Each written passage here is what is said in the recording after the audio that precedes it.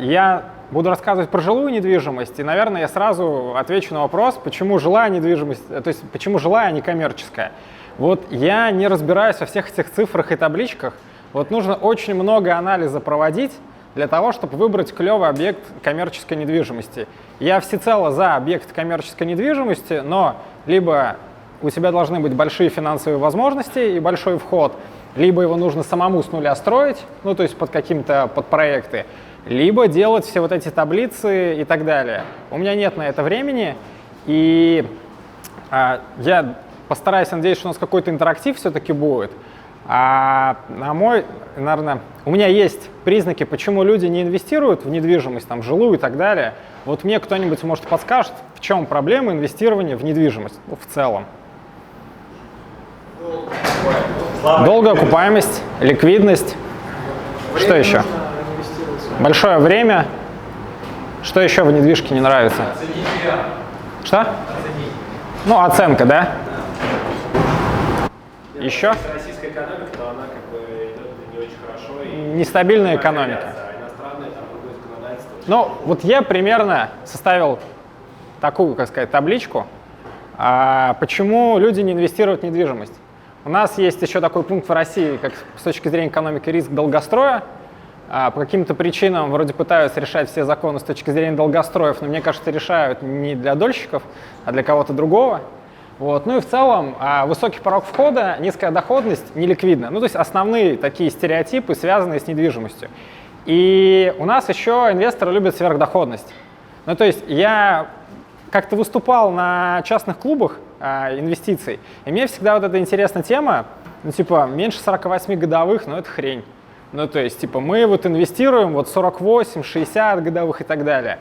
Вот я не верю в эти истории. Ну, то есть, мне кажется, просто кто-то сам себе врет, когда проинвестировал под 60 годовых, и еще раз тоже 60 годовых. Вот где-то выгорело, а где-то деньги-то он еще и не забрал. И по факту получается, что там и нет 60 годовых. И у нас инвесторы ищут еще сверхдоходность. Поэтому, говорит, зачем мне инвестировать в недвижку, если можно под 60 годовых инвестировать. И я расскажу свою историю, то есть она как раз немножко тоже связана там, как история с Алексеем, да и в целом, я думаю, у всех одинаковая. Это бывает момент, а куда вот деть, пристроить деньги. И история началась тогда, когда решили подобрать квартиру жилую и решили подобрать с умом. Ну то есть квартира покупается на эмоциях.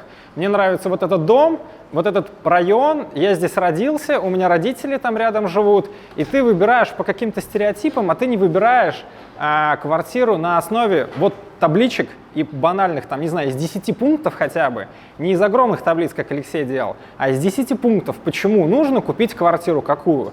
А особенно еще опасно, когда ипотека. А какая разница, что 5 миллионов ипотеки, что 6? Ну, в целом разницы-то никакой нету. И такой, ну, зато вид на лес.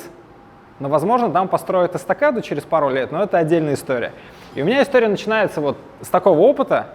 Я купил такую квартиру в таком состоянии, и на самом деле это прям лучшее состояние квартиры, которое можно купить. Потому что не нужно тратить деньги на демонтаж. Демонтаж стоит денег. Вы покупаете квартиру, там, если мы говорим вторичку, и нужно вложить деньги в демонтаж. И мы решили, я же предприниматель, ну типа нужно как делать, там смету, нужно там правильно подобрали, составили спецификацию, подобрали квартиру, поторговались, нашли хорошего агента, все сделали, теперь надо ремонт делать.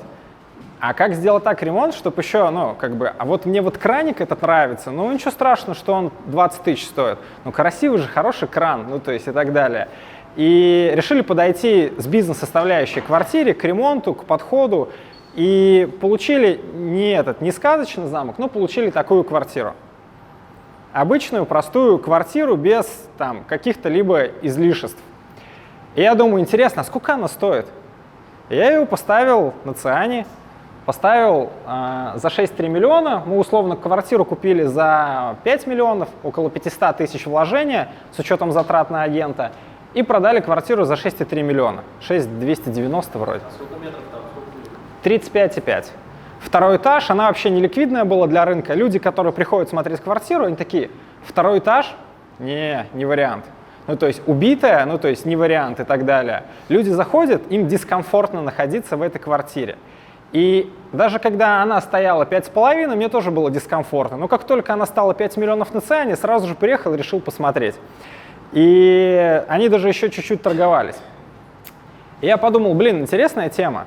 Ну, то есть, типа, никаких сверхзатрат, никаких рисков. Это там не государственный тендер, когда ты там берешь там конкурс, берешь деньги, выполняешь контракт, выполняешь его и потом сдаешь, еще ждешь, что тебе заплатят и так далее. Нет, здесь как бы все стандартно. И я составил небольшой список, будут такие списки, мы будем там по ним проходиться. Проблема инвесторов в недвижимости. На самом деле основная проблема — нет времени. Ну типа, в западло этим всем заниматься. Нужно искать, я же найду агента. Вот агент лучше всех знает, он найдет недвижимость. Я вам сразу говорю, агент находит ту недвижимость, которую ему нужно продать. Особенно если вы заходите на Циане под режимом агента, то там есть еще галочки, кто дает 2-3% за то, что он поможет продать эту квартиру. То есть вы ему платите за подбор, и тот, кто еще продает, дает ему дополнительный бонус. Вопрос с оформлением, с ремонтом, с обслуживанием, с перепродажей, ну то есть для человека, ну то есть это огромный головняк, потому что любой пункт возьми, и он занимает определенное там N времени. С точки зрения самого рынка мы как бы, прошлись на самом деле, но основной момент как раз то, что большой цикл сделки, недоверие к застройщикам, и это опять же там все отпугивает, ну то есть нет какого-то там единого решения. У нас еще в России есть мошенничество. Я насчет зарубежных сделок здесь как бы меньше опыта имею, насколько там мошенничество. У нас еще там довольно досконально нужно проверять сделку. И на самом деле вот все вот эти моменты, которые я говорил, они меня не отпугнули. Потому что я в рынке на самом деле увидел немножко другие пункты. Я понимаю, что при правильном подборе недвижимость будет расти, но не 10 лет подряд. Ну, то есть я не верю, что недвижимость может расти 10 лет подряд. Что такое правильный подбор? Дело в том, что есть понятные районы, которые по каким-то причинам будут расти. Банально открывается станция метро, банально запускают какую-то там новую развязку, новую железную дорогу, запускают торговый центр и так далее. И ты понимаешь, что вот в этом районе, или не знаю, есть район, там, не знаю, построят школы, детские сады, откроют станцию метро, торговый центр и еще рядом парк сделают, по крайней мере, его облагородят, будет адекватный, хороший парк. И понятно, что недвижимость вырастет в цене. Но на момент, когда она находится в состоянии до привлекательности, она для типичного потребителя, который покупает квартиру для себя и в основном в ипотеку, она ему не интересна. Он не покупает, он не готов в нее инвестировать деньги, потому что, не знаю, его отпугивает то, что еще не построили рядом паркинг. И вот, он, портрет клиента, который хочет купить квартиру, он рассуждает, что я хочу купить квартиру на 20, на 30 лет, а в России у нас... в России все покупают недвижимость с точки зрения проживания. У нас нет такого, что типа там арендовать или купить. У нас есть сколько времени я буду арендовать и когда я куплю. Ну, то есть там логика такая. И люди в основном к недвижимости относятся очень серьезно. Вот я прям куплю и на 30 лет, или хуже, на всю жизнь. Вот эти вот слова люди выбирают. И человек готов переплачивать, и, соответственно, и он не готов жить в каких-то плохих условиях, так называемых, и так далее. Дальше другой момент, то, что я понимаю, деньги находятся под залогом. Мы говорим все-таки про рублевые, да, то есть есть там падение рынка и так далее, я про короткие сделки там отдельно расскажу. В недвижимости, на мой взгляд, минимальные риски, и если ты в целом занимаешься каким-то бизнесом, IT-бизнесом, у тебя есть там бизнес, это все-таки рискованная ситуация, да, то недвижимость — это все менее рискованная история, и ты как бы понимаешь, что психологически, что это такая штука, как раз мне 5-й пункт, ее можно пощупать. То есть у нас очень любят покупать то, что можно пощупать визуально, то есть и это намного проще для понимания. И плюс как бы недвижимость — это вот как раз по итогу это и есть там диверсификация вашего портфеля. И мне вот эта вся история как бы, стала действительно очень нравиться, и я стал больше изучать, почему там рынок, например, там будет расти сейчас, и за счет чего и так далее. И на самом деле сейчас в России есть предпосылки, почему недвижимость будет расти, то есть в этом плане. У нас Сергей Семенович очень любит Новую Москву, а риэлторы не любят Новую Москву. Риэлторы не любят Новую Москву по причине того, что комиссия, ну то есть она 3% стандартная по Москве, и сделки в Новой Москве, они значительно меньше доходности дают, плюс нужно далеко ездить. И там про Новую Москву можно очень долго рассуждать, там хороший этот план или плохой, но на мой взгляд, вот такая там, есть кто за, кто против, и если рассматривать с точки зрения инвестиций, то можно вспомнить район Юго-Западный. Ну, те, кто в Москве живут, они знают, есть район Юго-Западный, и вот сейчас он прям напичкан, там это куча торговых центров, куча машин и так далее. А есть же история, что когда строили станцию метро Юго-Западная, то при строительстве станции туда упала корова.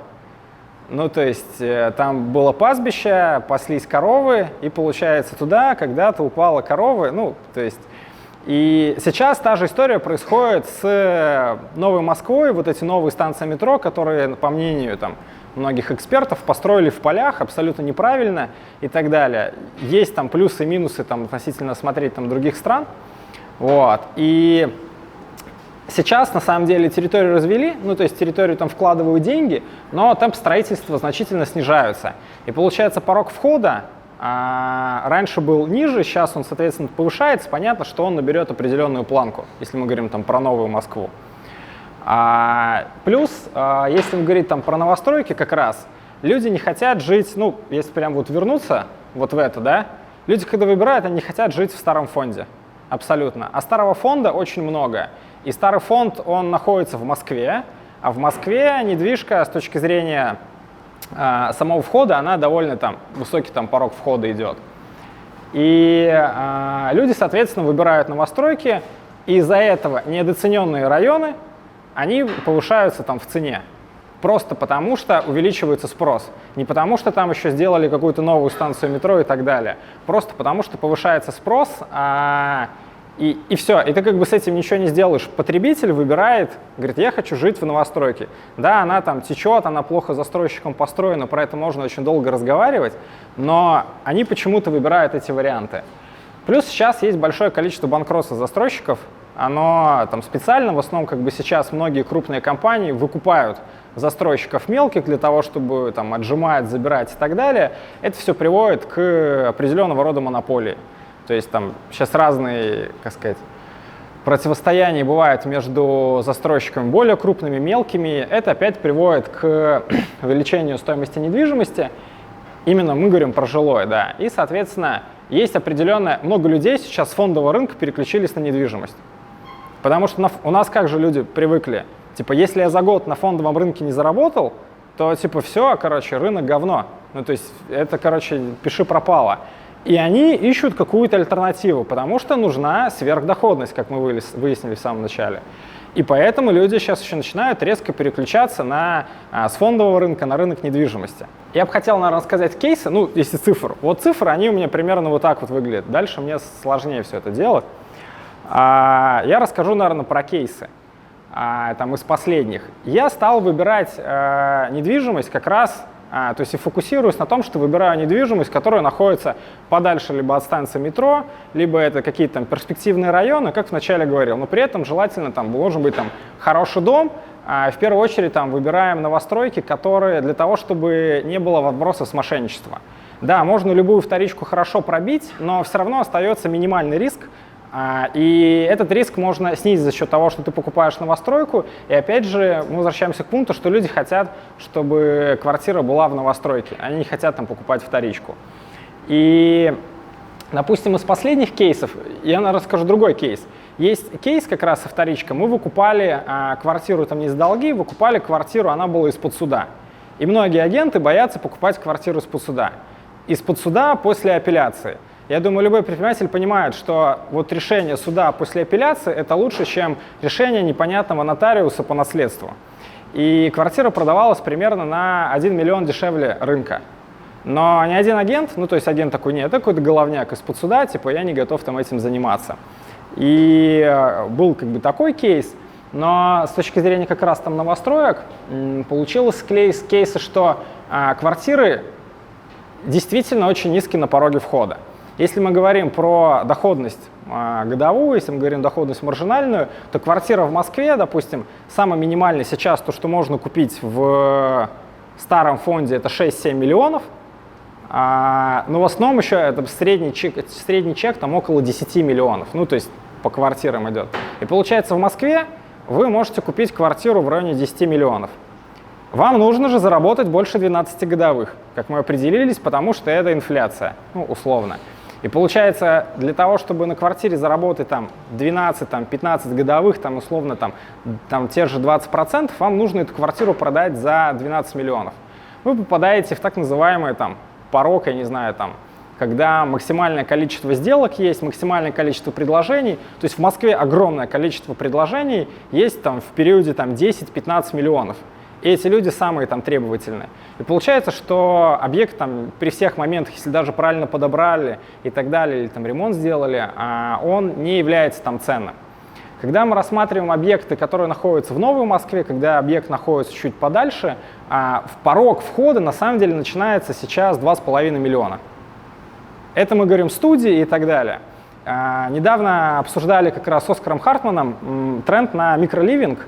Люди хотят жить в своем жилье, они не хотят жить с кем-то, они не хотят максимальных коммуникаций, будь это Германия или Россия, мы хотим свое понятное жилье. И идет огромный тренд на микроливинг для того, чтобы люди жили там, условно в своей небольшой квартире-студии. И как раз в основном большинство таких квартир, дешевых студий, строят в Новой Москве. Их, опять же, агенты не любят.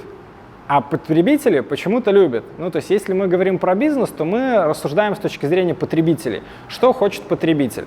Потребитель хочет купить максимально дешевую квартиру с готовым ремонтом и желательно в ипотеку. Он начинает искать там разные предложения, и есть те, которые условно там добираются, смотрят там по цене там Новая Москва или там Подмосковье. И когда потребитель может за 4 миллиона купить себе там условно свой там микроливинг, в котором он может жить с готовым ремонтом в ипотеку, там, в новом доме с хорошими дворами, там, может быть, с плохими парковками, то он выберет этот вариант на первое время, и он будет в нем жить, потому что это дешевле ему будет, чем платить аренду, где он там живет, условно, там, в Москве и так далее. 25-20 и так далее.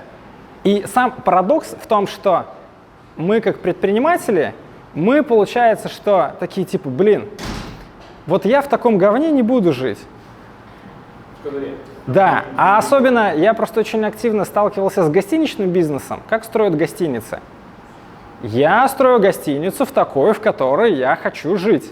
Но гостиницу нужно строить той, в которой будут жить люди. Он делает ее красивой, богатой, условно, и он ставит высокий прайс. И он живет, он со своими друзьями там живет и так далее. И то же самое с недвижимостью. Когда человек подбирает недвижимость как инвестицию, он такой, ну типа, ну нужно же двушку брать, 60 квадратов. Ну типа хороший вариант, двушка, 60 квадратов, там типа возле трешки там или что подобное, выезд был и так далее. Но с двушки 60 квадратов вы никогда не заработаете денег. Ну то есть это факт, он ничтожно мал. Плюс вложения большие, плюс насыщенный рынок, плюс его там сложнее продать. И плюс вы еще там большие комиссии заплатите агентам, если будете им пользоваться. Если мы рассматриваем то, что хочет сейчас потребитель, и там, по моему опыту за последние 3 года, то потребитель хочет купить квартиру в ипотеку, потому что рынок ипотечный очень хорошо растет в лучшую сторону. Ну, то есть ипотеки снижаются, стоимость входа меньше. Сейчас государство еще запустило программу, что можно взять квартиру без первоначального взноса. И, то есть, и по факту потребитель готов покупать объект. Но когда ты покупаешь в ипотеку, ты, соответственно, не можешь купить объект с ремонтом, ну, в большей степени. Либо ремонт там у застройщика там не устраивает по объективным причинам. И я там условно для себя, если мы говорим там про мой опыт, для себя нашел, как сказать, не нишу, ну, то есть я бы сказал, это, наверное, как хобби, то есть в первую очередь и так далее, по поводу того, что можно находить интересные объекты, стоимостью там 3-6 миллионов рублей для инвестирования, для последующей ее перепродажи. Вопрос, нужно ли в них делать ремонт, не обязательно. Если объект можно купить по хорошей цене через определенное время его продать, то зачем вкладывать затраты там, в ремонт и так далее, в обслуживание, там, в оплату там, дополнительных коммунальных услуг. Вот. Как раз вот, если говорить еще раз возвращаться к кейсам, то сейчас Если объекты, которые покупаются в районе 3-5 миллионов, то на них можно делать примерно 32% годовых в короткую, это примерно за 9-12 месяцев. То есть в недвижимости должна быть максимально короткий цикл сделки, потому что рынок все равно нестабильный. Если брать графики за последние, не знаю, вот как раз 10 лет, то по факту получается, что рынок, прям скачет очень жестко. И только правильный подбор и короткая сделка поможет в этом плане сохранить деньги и на этом заработать. Да, это до уплаты налогов. 13% платишь с дельты от входа и от стоимости продажи. Я в основном завышаю, то есть условно, я когда просчитываю ценник, по которому продавать, я примерно учитываю стоимость налогов, которые нужно заплатить. Плюс налог платится не в данный момент, а налог платите, условно, если у нас сейчас сентябрь, то вы налог платите в июле. То есть вы этими деньгами можете оперировать, можете ими работать, вкладывать и так далее. Вот. Плюс вопрос продажи. То есть клиента всегда можно калибровать. То есть, когда ипотечнику нравится ваша квартира, то вы можете сказать, что по полной стоимости она будет дороже на 100 тысяч рублей. Если у вас выходит 200 тысяч налогов, то по факту вы 100 тысяч условно компенсируете, какими-то такими моментами. Потому что для них нет разницы, по какой стоимости купить квартиру. Что 5100, что 5200, для них стоимость она примерно одинаковая, так как им платить 30 лет ипотеку и так далее. А вот 25 метров квартира, она реально за 25 тысяч дается? За 27 или 28. Да, то есть реально сдается за эти деньги, и по факту человек, то есть в основном ищет квартиру за 30-35, он живет один, и 27 тысяч, нормальный вариант и так далее. Эта квартира, это Одинцово, новый микрорайон застраивается, сейчас открывается станция МЦД, то есть и с другой стороны открывается другая станция МЦД. И по факту это станет, с точки зрения психологии, это станет прям полноценной Москвой с дисконтом, потому что это область. Я отвечу на твой вопрос, как я вижу, да. То есть я в этой истории, если дальше пролистаю, правила. То есть, условно, я с некоторыми инвесторами работаю, да, и я говорю, чуваки, вот для вас это абсолютно дрочь. Все это занимает, тратить время. А мы это делаем постоянно. Мониторинг объектов постоянный. И мы говорим, чуваки, вот у вас есть деньги, не знаю, 3-6 условно, мы говорим, что у нас максимальный порог, мы до 60 миллионов можем, вот сейчас до 30. То есть, и мы 20% от прибыли берем, то, что заработаем, и, соответственно, у вас деньги оформляются на инвестора, деньги у вас есть оформлена квартира, налог мы стараемся снизить, продать объект, чтобы вы не заплатили налог, потому что мы больше заработаем и так далее. И по факту это вопрос доверительного управления, если ты хочешь. Потому что если, допустим, мы будем подбирать квартиру, то то есть мы знаем, сколько она стоит, и за какую стоимость ее можно купить, сколько нельзя. То есть я понимаю, что, не знаю, в этом районе выше 6 миллионов я не дам никогда. Потому что, я сегодня, если куплю, не вариант. То есть я понимаю, что, в соседнем районе или в этом районе через 2 недели появится предложение за 6 миллионов. Такого никогда не было, что ты такой, предложение забрали, все, хана. Вот в коммерческой недвижимости есть прям мало, их нужно прям резко забирать и так далее.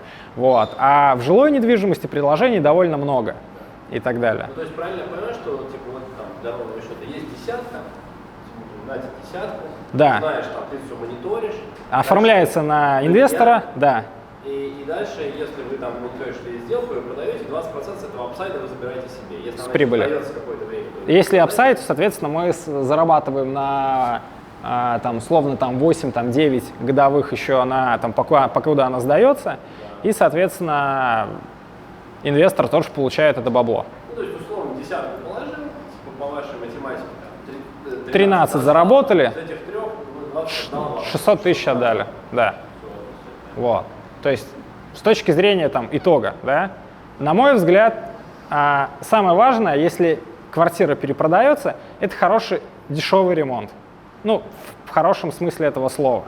Потому что, когда делается просто ремонт, то очень много есть дефектов, нюансов, люди находят, им не нравится, они дисконтируют, торгуются и так далее. Когда квартира сделана в простом, хорошем стиле, вопросов никаких нету, человек хочет ее купить. Я тут без картинок делал, то есть, на мой взгляд, вот эти правила, которыми я руководствуюсь с точки зрения выбора недвижимости. И с точки зрения, если вы подбираете себе квартиру, должны быть абсолютно те же правила. Новая локация, экология, есть у Яндекса карта экологии, вы можете посмотреть, насколько экологичный район. Все, что внутри МКАДа, все не экологично. Ну, то есть это как бы априори, там дальше, если как бы, вы хотите экологию, это дальше там от МКАДа и так далее.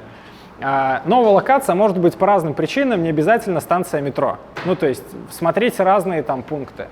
Развитие инфраструктуры, вопрос связан с, есть ли детские сады, есть ли школы, они муниципальные, частные, городские, когда будет построена новая развязка, когда сюда, там, не знаю, построят там, театр, еще что-то там, спортивный комплекс и так далее. От этого очень зависит.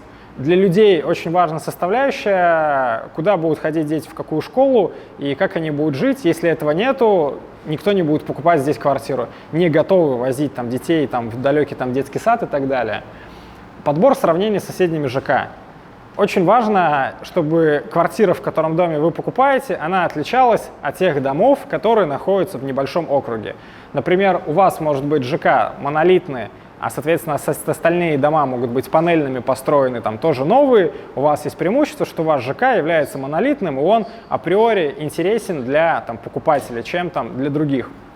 С точки зрения сравнения, либо наоборот. Очень хорошо бывает, продаются квартиры, когда находятся в Москве, есть полностью старый фонд, убирают, выносят или там осталось место, строят несколько новостроек, и они очень хорошо продаются, потому что ничего рядом другого нету. То есть люди переплачивают там 20-30%. Вопрос поторговаться. Люди забывают, что можно торговаться, когда ты покупаешь недвижимость. Большинство агентов не сильно торгуются, очень мало людей, когда по опыту обращаются, покупают квартиру, торгуются на какие-то деньги. Ну, то есть, на самом деле, и все там всегда готовы даже скинуть там 50-100 тысяч рублей. Ну, типа, вот 50-100 тысяч рублей в недвижке, типа, ну что за херня? Ну, типа, ну это же мелочь какая-то. Но в целом это 50-100 тысяч рублей. Ну, как бы, и тебе, как бы, если ты попросишь, то тебе скажут, ну, ладно, хорошо, как бы, мы скинем, или там полтинник всегда там какую-то мелочь там скидывают. А эта мелочь – это вопрос на то, что на какие-то расходы пойдет на оформление сделки, там, на возможную перепланировку и так далее. Про правильный ремонт сказал, и упаковка продажи, если объект продается, то нужно, по крайней мере, сделать хорошие фотографии. Ну, то есть то, что зачастую там не делают. Сейчас, если вы посмотрите на ЦИАН и увидите, что большинство непонятных фотографий, у квартиры нету плана там, или нету видео, не все фотографии, не все комнаты сфотографировали по разным там причинам. И по факту, если вы делаете хорошие фотографии, даете планировку видео, то люди звонят и у вас покупают. Потому что они увидели, они к вам приехали, вы ответили там на телефон, или агентом ответил на телефон, он показал квартиру, ее купили. Я раньше очень удивлялся, но дело в том, что рынок просто настолько большой, и большинство агентов, есть профессиональные агенты, клевые, они очень большие деньги зарабатывают, а есть агенты, которые пришли вынужденно в эту профессию, и они, ну, очень плохо продают. В основном они открывают дверь и говорят, пожалуйста, вот квартира, и развлекаются в телефоне. И они потом за это хотят, за эту квартиру, там, не знаю, 10 миллионов, они 300 тысяч бонуса хотят за продажу этой квартиры, оформление сделки. Ну, то есть и зачастую квартира поэтому или хуже продается, дольше и так далее. По поводу рисков, ну, то есть вложения в недвижку, они как бы все равно есть. Цикл сделки может увеличиться до 2 лет, ну, то есть условно там планировали 9 месяцев, получили 15, 18 и так далее, по разным причинам. Но, то есть вопрос того, что выход, он все-таки сложнее, то есть ты не можешь сильно резко там продать квартиру, либо если резко продаешь, ты ее продаешь с дисконтом.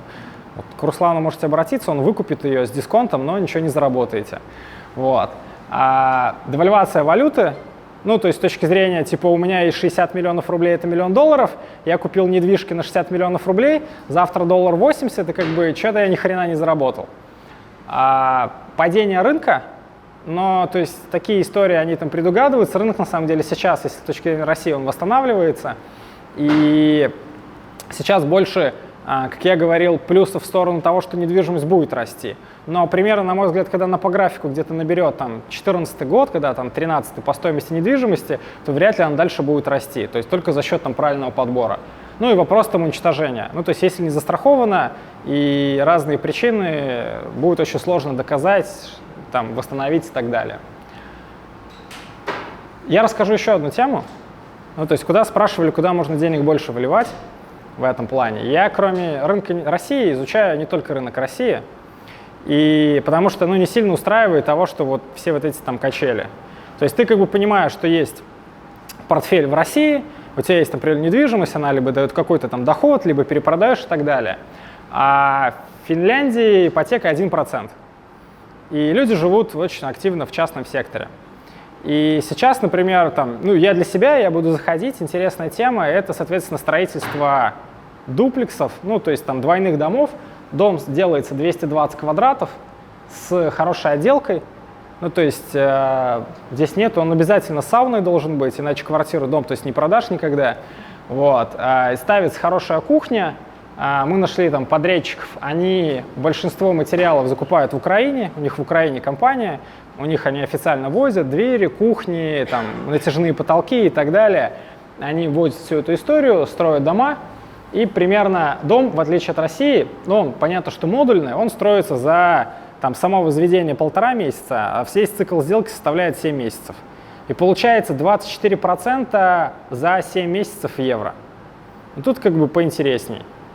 Вот. Я в эту историю в этом году буду заходить, то есть делается эстонская компания, в эстонскую компанию загоняются деньги, строительство ведется в Финляндии, страхуется все страховой компанией, покупается земля у города, оформляются все официальные договора, то есть это компания, которая строит дом, официальные подрядчики, которые выполняют все работы принимает город, в отличие от российских, когда у нас прораб.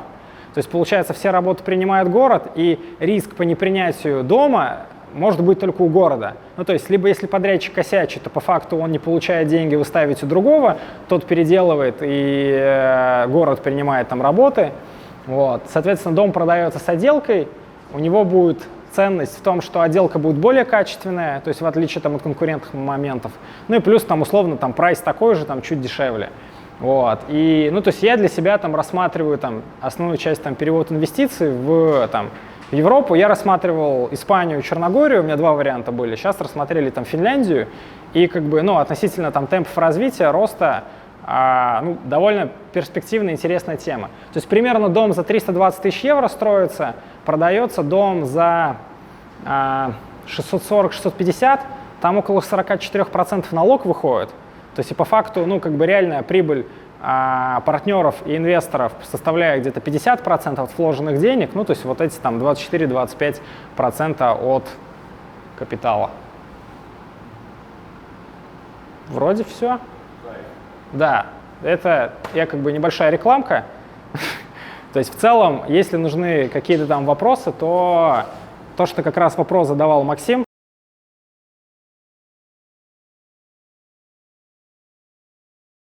Мы либо берем недвижку в аренду и сдаем ее в долгосрочную аренду, то есть, ну, в краткосрочную, долгосрочную у нас аренда от месяца идет.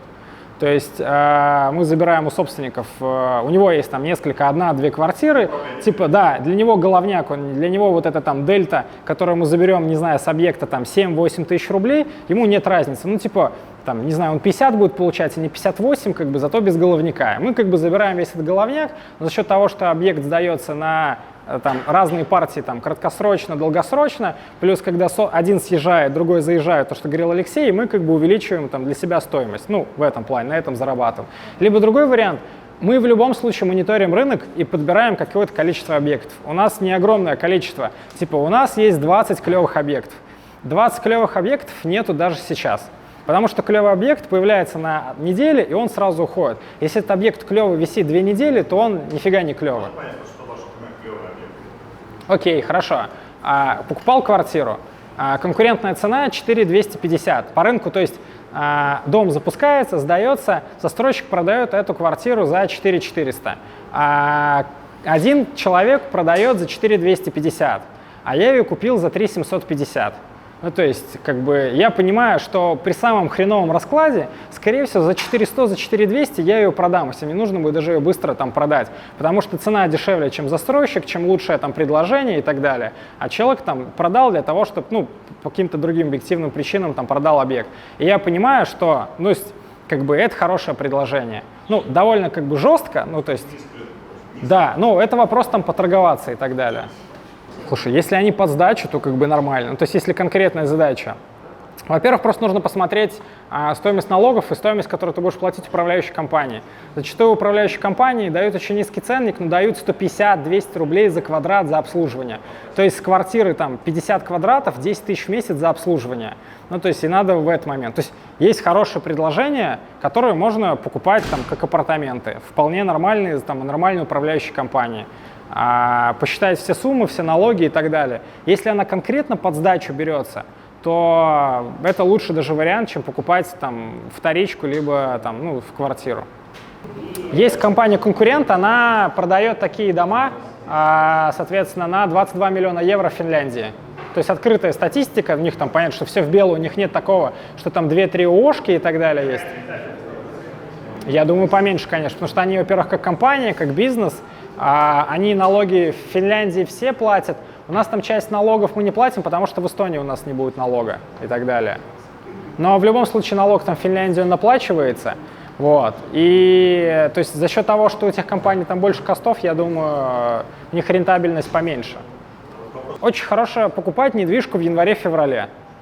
То есть все в основном стараются до Нового года купить недвижимость, и по факту объект, то есть спрос намного больше. То есть я сейчас стараюсь объекты сейчас продавать все к Новому году.